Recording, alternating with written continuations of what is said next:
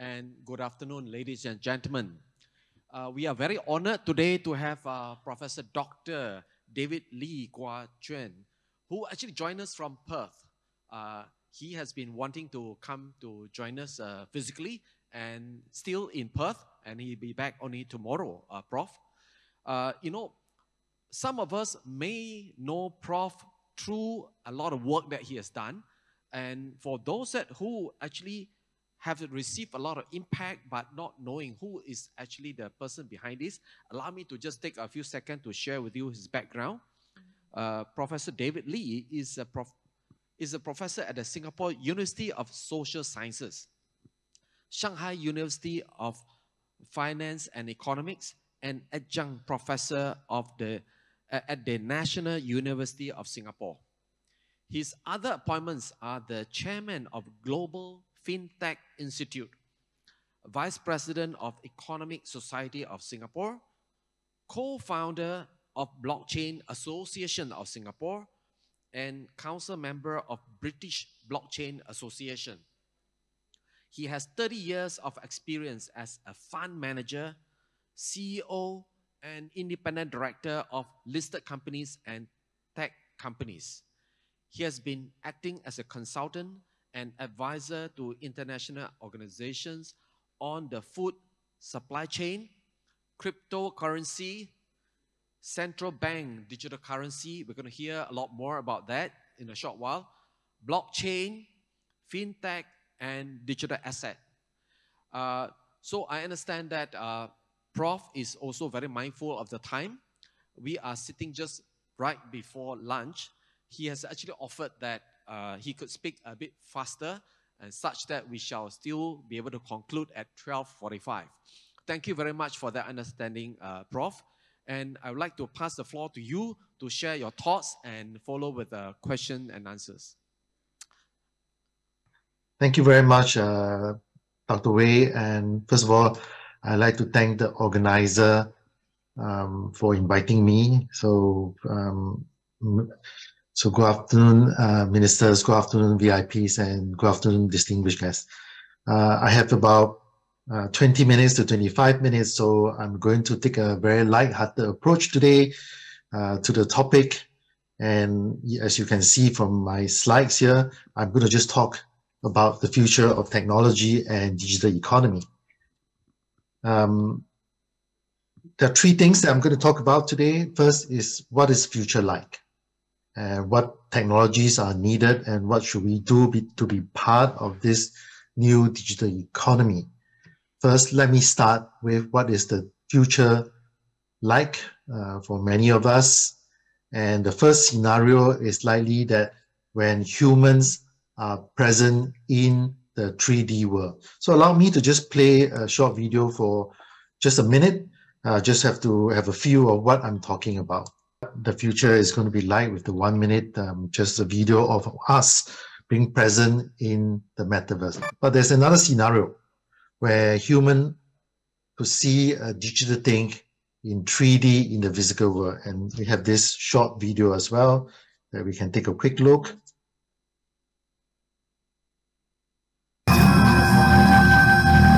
你把自己的妆画的这么丑，可是这支笔倒是挺好看的。丑？你敢来试试吗？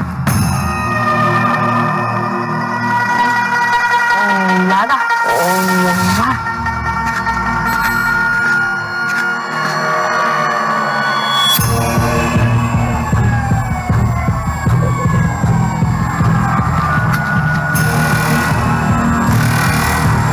可以睁眼了，看把你吓的。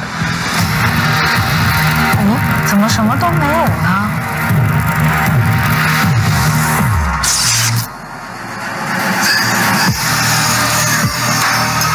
现在我能看到的怪。Again, I think you probably have a general idea what I'm trying to say. Some of you may have done Pokemon before, and you can see a lot of things that you are not able to see without any of the glasses or any of the brainwave technology that we have. So that's the kind of scenarios that we are seeing in the future. And what has it got to do with business? What has it got to do with government? What has it to do with policy making? Well, if you look at one of the companies that we are all familiar with, NVIDIA, they view this as a omniverse. Okay? And by omniverse, I think they are looking into it as the mother of all metaverse. And by metaverse means that it is a combination of what I just mentioned, that we can present ourselves with the jacket and with simple glasses in the virtual world. At the same time, we can also see things in the real world. In other words, we have a situation where the real world have another layer on top, which is the virtual economy. And that's where the growth is coming from. We have the physical world, which is at the extreme stress because of climate change, because of the way jobs are being created. It's so difficult to do that because of COVID. But now we have another layer of economy on top, which will be growing much faster than the physical economy. And you are not plugged in like NVIDIA, like Tesla, like Facebook, Meta, like Baidu, and so on. Then we are going to not reap the benefits of this new technology. And if you are not familiar what Metaverse is, it is an idea given in this book by Neil Stephenson. He mentioned that it's a sort of digital check-in internet. Basically, what it is that it's based on virtual park-like. If you go into a park, which is virtual, like the one that you watch in the movie earlier on called Ready Player One or The Matrix. Okay. Now, this is something that we need to think about as well. Why are we looking in the future in the way that we're familiar with, but maybe something that is even more interesting or maybe more scary, and this is another one that we can look at. One day, you could have superhuman vision. Play your favorite albums in your head and download your brain to a computer or even to another body. It's alive! It's alive! It's alive! Though this may sound like an episode of your favorite science fiction show, Elon Musk and his team at the neural tech startup Neuralink believe that their electronic brain-computer interfaces could make this possible. Described as Fitbit in your skull with tiny wires. A Fitbit in your skull with tiny wires. The small, easy-to-install brain-computer interface could be used to expand the capabilities of humans, changing the way we interact with technology and treat neural and mobility issues. Yet the goals of the company speaks to a potential problem in the future: artificial intelligence. Musk has been very vocal about his fear of artificial intelligence, believing AI could one day overshadow the human race. Musk's inevitable transhumanist goal of augmenting intelligence and abilities may be necessary if we are to compete with advanced artificial intelligence. However, Neuralink's team still has a long way to go before the emergence of AI-human hybrids. The tech company still has a lot of bureaucratic, ethical, and technological hurdles to cross. If Musk's companies accomplish half of what they claim, we could see the emergence of one of the most significant technologies in human history. But how does it work? Well, I suppose that we can stop here. You have a general idea of what I'm talking about, that the layer of virtual economy on top of the physical economy is going to be where the growth is coming from. So the omniverse is actually the metaverse of metaverses. And the word comes from none other than, the Journal of Fictional Reality, and you're familiar with the Marvels, all the movies and the comics. This is where it came from in the 90s. So NVIDIA has taken all these ideas to put it into manufacturing. In 2022, they make this omniverse available free to consumers. And in March 2022, they make all this available to major tech players like Amazon Robotics, PepsiCo, and so on. And in May 2022 this year, there are nearly 1 million omniverse-ready 3D assets, which means that we are now talking about everything that we have, everything that we own, from livestock, from wine, from the components that you make in the manufacturing firms, everything will be tokenized or digitized onto software, sometimes known as blockchain or distributed ledger. And my definition of metaverse is actually is the creation of a mixed reality environment in the virtual and physical world with the convergence. We'll talk about ABCD and the hardware via user-friendly computer interfaces. In other words, we can project ourselves into the virtual world. We can feel everything because with the jacket, with the earpiece and the brainwave and so on, we can feel everything in the virtual world.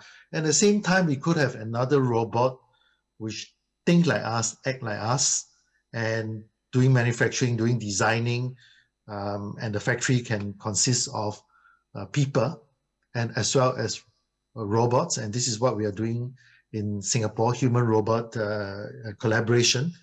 This is a new area where we are looking into to do a lot more specific jobs. So it doesn't take away jobs, but it does make us work a lot smarter. Okay, so it's all about job creation.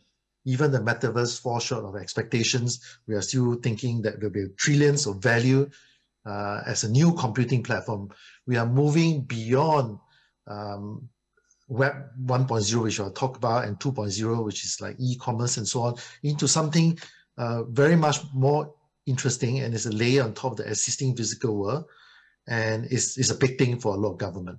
And Korea is the one that's leading this. They have the Metaverse Seoul, they have the virtual tourist zone, they have services for the social vulnerable, all to stimulate growth. So you think about K-pop, TV serial, you think about visiting different places, just like how you are, you can feel it, you can feel the temperature, you can feel the wind, you just feel that you are there. You can meet strangers as well in all these tourist places, and the government is actually a metaverse government.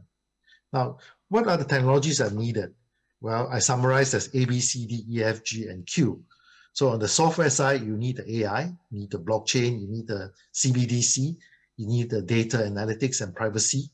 And on the regulatory perspective, you're focusing a lot of environment-friendly technology, financial inclusion, as well as communication, which is the EFG.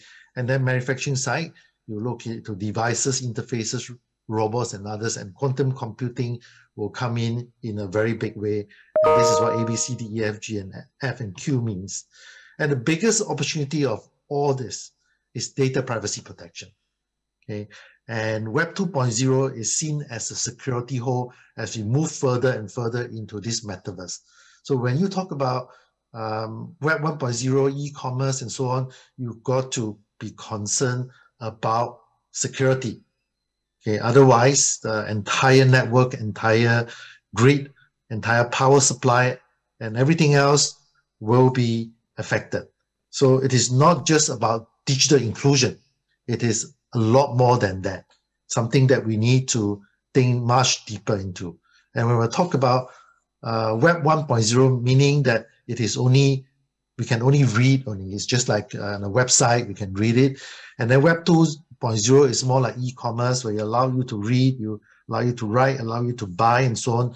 Now, Web 3.0 is about privacy protection, is about owning the assets. It's about you controlling data, because everything will be data asset, whether it is your money in CBDC, central bank digital currency, whether the livestock that you own, that you buy insurance, your cows, your goats, anything that you have will be tokenized onto your handphone, and you own them. And any grants that the government give out will also be through that. So it is all captured as data. You must have control over this data in a secure manner. And if not, then you're going to have a lot of issues when you start running and trying to do digital inclusion.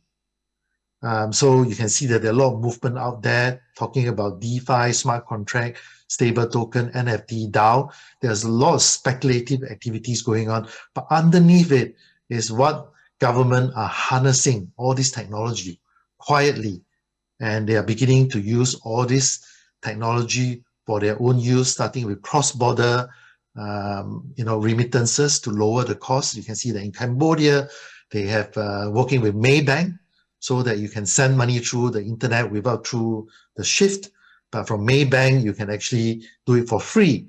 And then you can actually remit your money back into Cambodia using the Project Bakun, which is the form of a new payment system, bypassing the traditional SWIFT and the rest. So it's really happened in Asia. And all this technology comes from the cypherpunk movement. Okay, but unfortunately, a lot of them are speculative, but it also makes very good sense for the government to harness the technology for doing good. So what I'm missing actually is a user experience. You can see that the goggles is too heavy, the software is still too complicated, and there's still security hole. They're still not reliable, and the interface with the computer is not what we have. And this is big business, huge business. The last thing I want to do is to talk about what should we do to be part of this new digital economy. So of course, manufacturing is a huge business. And this is not to be missed, especially all the AR, VR, MR, XR. And you watch the movie by Michelle Yeoh on everything, everywhere, and all at once. You can see the earpiece that is capturing the brainwave. And all these are not fiction. All these are not movies. All these are actually beginning to happen. And the new mindset that we need to have is to gather the experts to look into all this risk management of technology. We need to retool ourselves with the new knowledge, especially for the SMEs. And we need to renew the board composition with tech-savvy professionals. We need to collaborate with each other, especially the tech companies. And we need to have a lot more public-private sector partnership.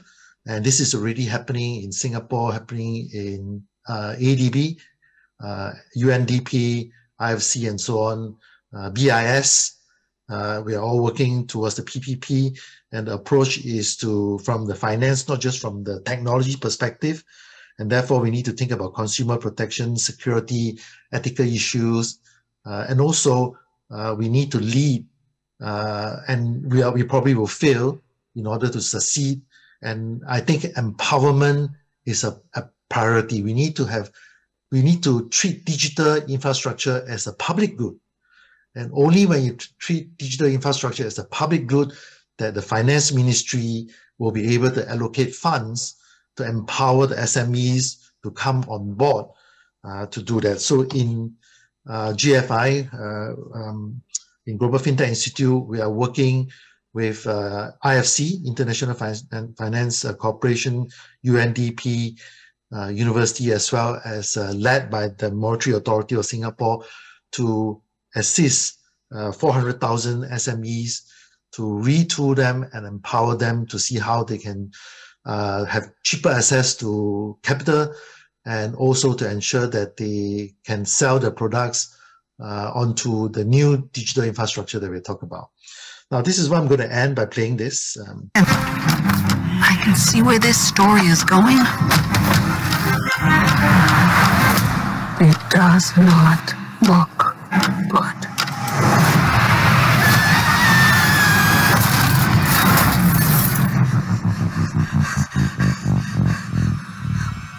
What's happening? Evelyn, I'm not your husband. I'm another version from another universe. I'm here because we need your help. Very busy today, no time to help you. Across the multiverse, I've seen thousands of Evelyns. You can access all their memories, their emotions, even their skills. There's a great evil spreading throughout the many verses. And you may be your only chance of stopping it. Don't make me fight you. I am really good. I don't believe you.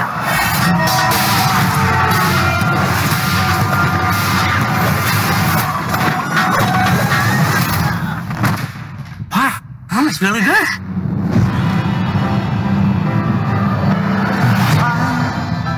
He's waiting in the wings. The universe He speaks of senseless things. is so much bigger Drift is you and me. than you realize.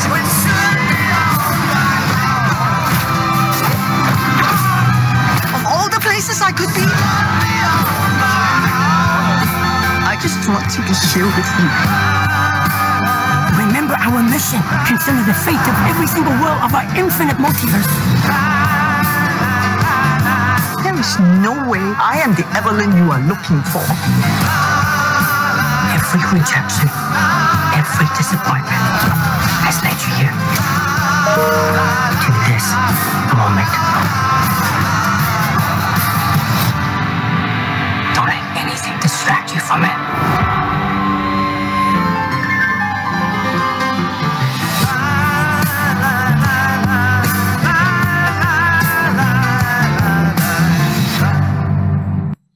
These are some of the quotes. And this is about ethical and responsible innovation. Okay, so I think that's a message today that while we do not know what is happening, it's therefore important for us to be different in the way we approach technology. So I hope you enjoyed the presentation. I think my time is almost up for my presentation, but there's an important message in there that digital literacy is important. We need to retool ourselves.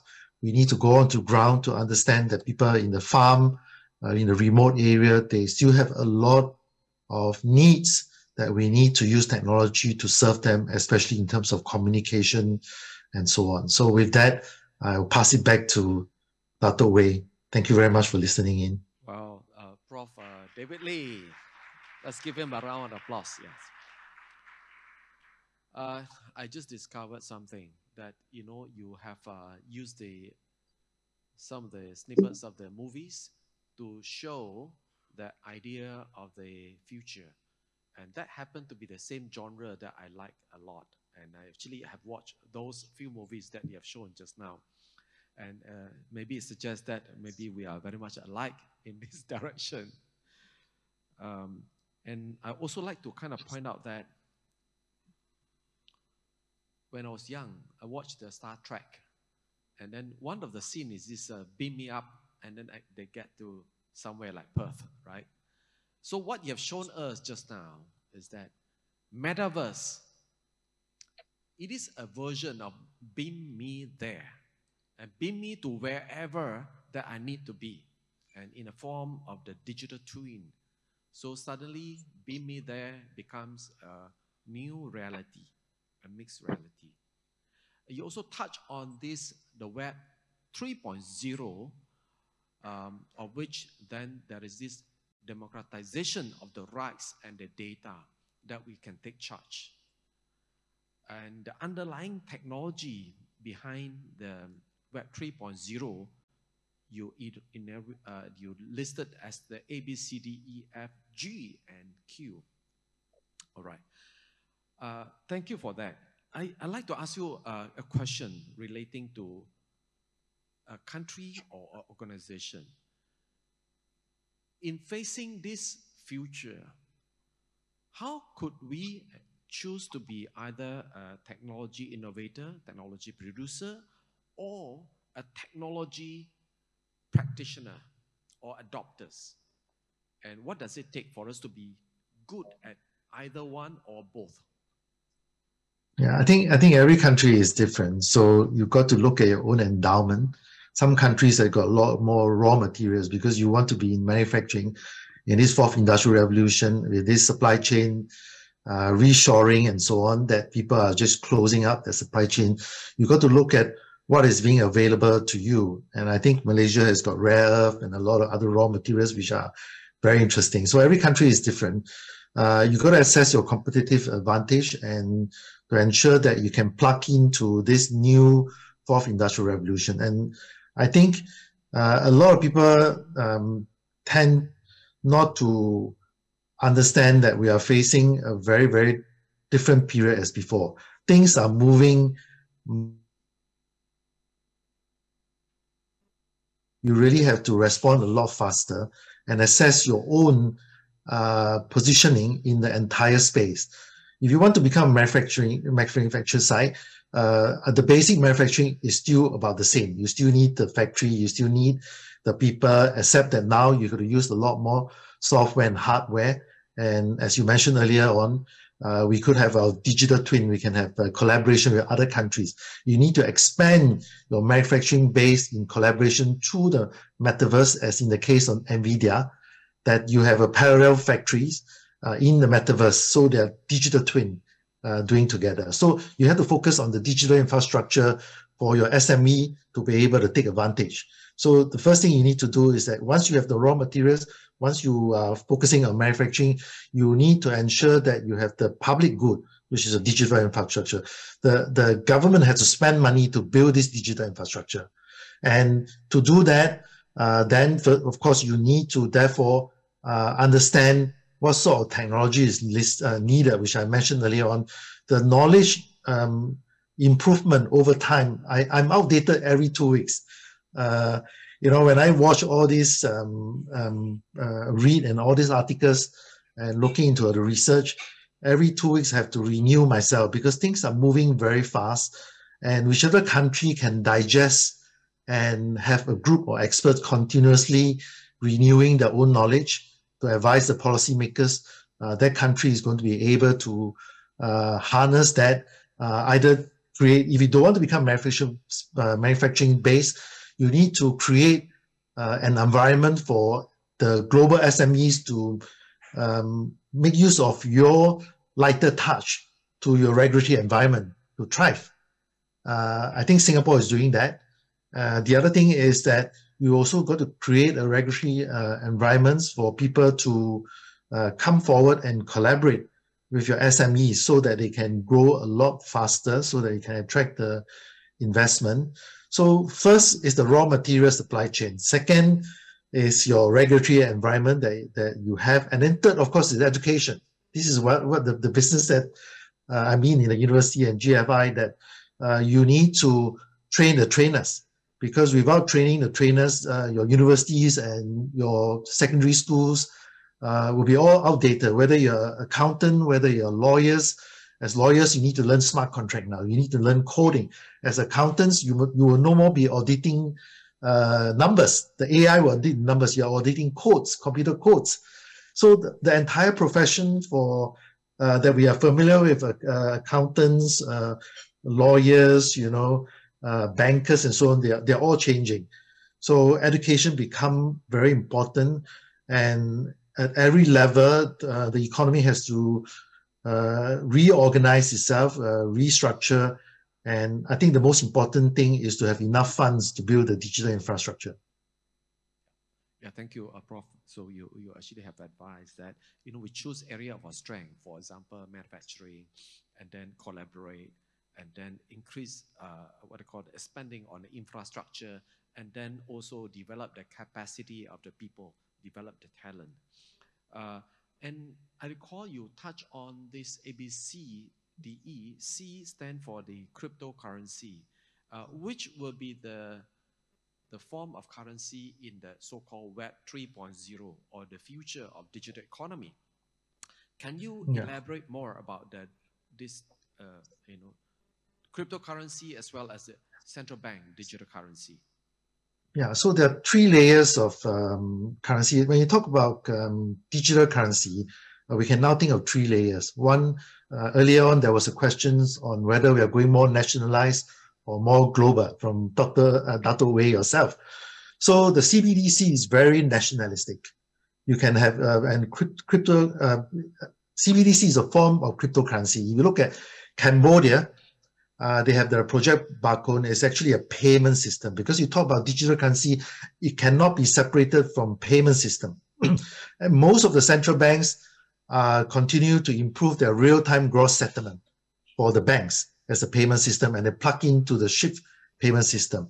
But in the case of Project Barcode in Cambodia, they can break away if they wish to, because they have the blockchain-based payment system, and they have 2 currencies in Cambodia, which is, one is actually the Cambodia Riel, and the other one is a US dollar, 1-to-1. So therefore, they can, that's the first one. CBDC as a form of cryptocurrency is very nationalistic, and that doesn't serve the purpose when you are doing global trade.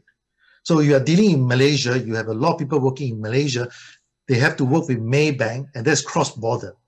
So in the cross-border, there are a lot of projects that is happening now. There's Project Dunbar. There's also a few projects by Hong Kong, with Thailand. It's called Lion Rock Internon, and also they call it Bridge as well. And in Singapore, there are many, many other projects for cross-border payment. So you have your own CBDC, and then you use this CBDC to be interoperable with other CBDC, and that is crossing border.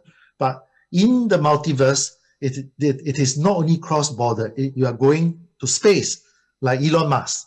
He's thinking even way ahead, right? We are talking about going into space that are unknown.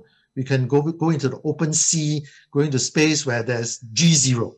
There's no collaboration. The whole world is breaking down. There's no digital trade agreement. People are trying very hard, to do digital trade agreement, but there are areas that is ahead of the digital trade agreement. Then the cryptocurrencies will be the one that will be trading in all this metaverse and multiverse and so on.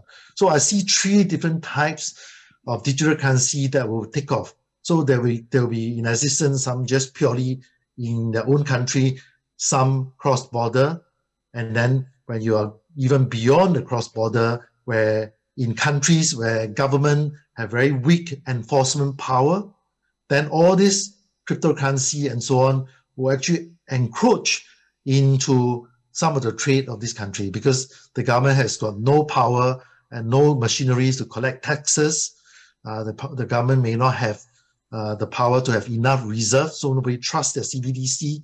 So the cryptocurrency will play a major role, as well as a cross-border CBDC. So you're looking into the future of 3 to 5 years. If any countries are not into CBDC, their economic competitiveness is going to be less than what they are today. So it's important to start investigating. And if you don't have a currency that people can use to do international trade, and if other countries' CBDC penetrate your own economy, then you're about to lose both your monetary and fiscal sovereignty. So it is therefore important to take this CBDC issue seriously when we are looking into developing e-commerce or other digital infrastructure that we're looking into. Wow, that is really kind of a very intriguing future, whereby you talk about the central bank digital currencies that are sovereign based and they are regulated by the country, but at the same time they are borderless. Not only borderless among the countries, but it could also span into the virtual world or the space by itself. So that leads me to the next question. What kind of leaders and policy makers, what kind of role shall leaders and policymakers take in order to optimally craft that policies to be able to kind of embrace this future of Web 3.0, and knowing that each country would have different capacity and readiness? Yeah, I'm not fit to answer this question, but I can look at the corporate side.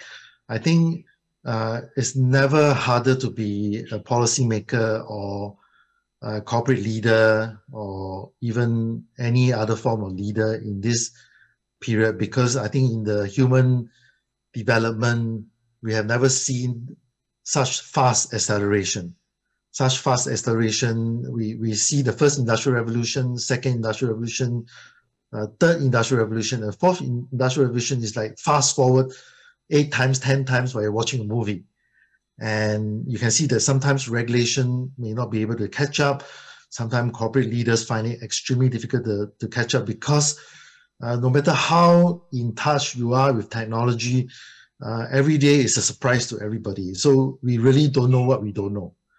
So first of all, I think we all have to agree that it doesn't matter who you are, a professor, whatever, there are a lot of things that we really don't know. And with that humility, I think it's important, therefore, to understand that we're going to continue to make a lot of mistakes. And all this, and therefore, it is very difficult. In some countries, it's all right to make mistake. You are forgiven. In other countries, you make a mistake, the cost is very high. So I think we are into an era where if you have to build enough trust, you build enough trust, and currency is trust, digital infrastructure is trust, because no system and no virtual world, no physical economy is going to be able to function without trust going forward. And it's therefore very important to focus on trust in the sense that we're going to admit that we're going to make mistakes all the time. And it's the trust that will see us through. So I see that all this blockchain, all this digital infrastructure, you look at China in the government, look at Korea in the government, they use blockchain, they use distributed ledger to ensure that there's transparency, because all this distributed ledger technology and blockchain will impute a certain transparency into the system, from the central government to the local government, where the expenditure are going, and so on. And in Singapore, we have this Haw-Par Villa. Okay, in the Haw-Par Villa in Singapore, there is a lot of exhibition. If you go to Haw-Par Villa in Kent Ridge in Singapore, you see that there's all this statue about the 18th level of hell. So when I was young, I was there and I asked my mom at 5 years old, say, you look at that, if you do something wrong, this is the punishment they will get. But how do you know that I've done anything wrong? You say, look there's a man at the gate. He has a tablet there. He records everything that you have done. You'll be punished because of that record. I was young. I said, okay, that's what it is. And for many years, I was thinking, how can that be the case? How can anyone record everything that you do?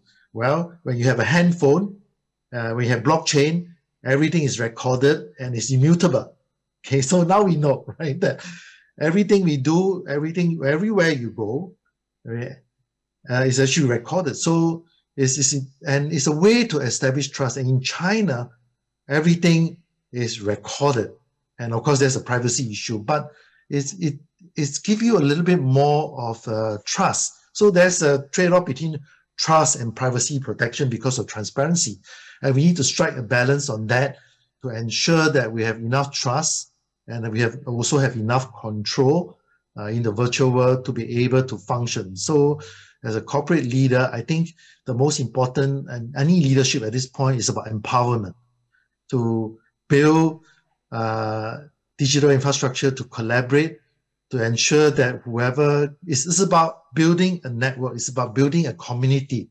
Back to the very basic, that if you don't empower and you don't incumbent all the interests of all parties in the structure of your digital infrastructure, you will not be able to catch this fourth industrial revolution, because nobody is going. You can build all the highway you want, but the SME, like the cars, they will not come onto this highway, and therefore you cannot collect your toll charges as a government, as a corporate. And therefore, it is important to maintain the highway so that you empower all the SMEs and the people to be able to make living based on this empowerment. And they have to trust that the highway are free of potholes. They have to trust that the highway is safe to drive. And the highway, which is the digital infrastructure, will be used to empower them so that they can make a living for themselves, because we can't take care of everybody, only at the bottom 10% of the population. The rest, we just have to empower and incumbent all the interests of every party, and to ensure that there's no digital empire that is going to come on board, and therefore there will be a lot of rich-poor divide. So I think that's a message today. I'm not fit to give advice to any policymaker or corporate leaders, but my research is to look into the governance structure, looking into the privacy protection, and also the kind of technology that can help us to achieve that. So I hope I answer your question, Dato. Wow. Okay, that's a pretty kind of elaborate answer. Thank you very much for that. There's no one single answer that will actually be suitable as a formula for a policymaker or a leader of the country. And maybe the kind of summary is this. This is the era where we need digitally wise leaders and policymakers in order to learn quickly and put together the policies, infrastructure, the capacity building, such that then we can move gracefully into the digital future.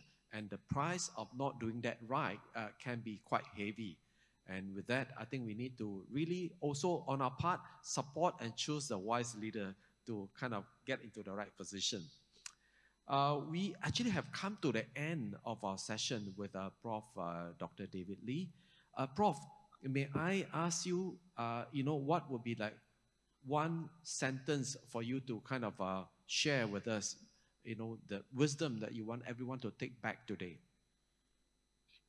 Well, I don't know whether it's wisdom or not, but probably from all the mistakes I've made, I would say that it's just like what Michelle Yeoh's movie is about. We don't know what we are going into.